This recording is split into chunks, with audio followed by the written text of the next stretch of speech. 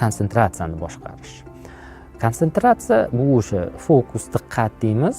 Birinchi navbatda konsentratsiyani boshqarish bo'yicha nimalar muhim qoidalarni, qonuniyatlarni aytib o'tmoqchiman. Birinchisi, sizni diqqatingiz qayerda bo'ladigan bo'lsa, siz ham o'sha yerdasiz.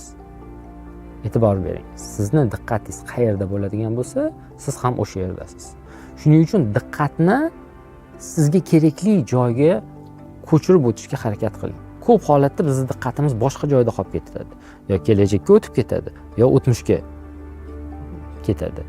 Va ikkalasi ham bizga plyusga ishlamaydi. Juda oldinlab ketishi, juda kelajakka o'tib ketishi hozirgi holatimizni ko'zdan qochirishi mumkin. O'tmishga diqqatimiz o'tib ketishi bizni ham ortiqcha o'tmishdagi salbiy hissiyotlarni, hozirgi vaziyatimizga yordam bermaydigan hissiyotlarni o'zi bilan olib keladi hozirgi holatimizga. Shundan kelib chiqqan holatda diqqat, konsentratsiya, fokus hozir va shu yerda bo'lishi kerak. Va diqqatni chaqirish uchun eng yaxshi shunday texnika bor. Bu savol, oddiy savol. Biz o'zimizga savol berishimiz kerak, sportchilar. Men hozir qayerdaman va meni asosiy vazifam nima? Mana shu savolni siz o'zingizga tez-tez beradigan bo'lsangiz, konsentratsiyangizni o'zingizga bunday chaqirib turasiz. Aks holda konsentratsiyani biz yo'qotib qo'yamiz. Konsentratsiya bizni kerak bo'lgan paytda bizni qo'llab-quvvatlamay qo'yadi. Shundan kelib chiqqan holatda o'zingizga tez-tez savol bering. Men hozir qayerdaman? Meni asosiy vazifam nima? Va shunda siz hozirga, shu yerga, ayni damda qilishingiz kerak bo'lgan funksiyaga qaytasiz. Konsentratsiya haqida juda ko'p gapirsa bo'ladi, uni tarbiyalash masalasi ham bor.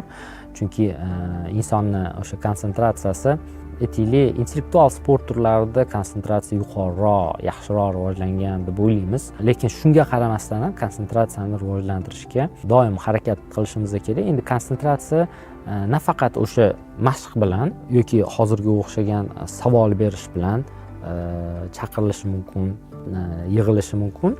Konsentratsiya insonni o'sha muayyan jismoniy holatiga ham bog'liq.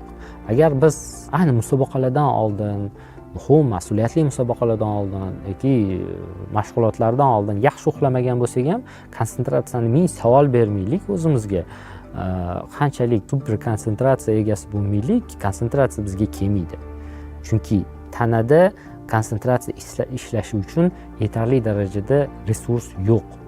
Shuning uchun sportchilar uchun yetarli darajada sifatli bevosita uyqu eng muhim konsentratsiyaning omillaridan biri.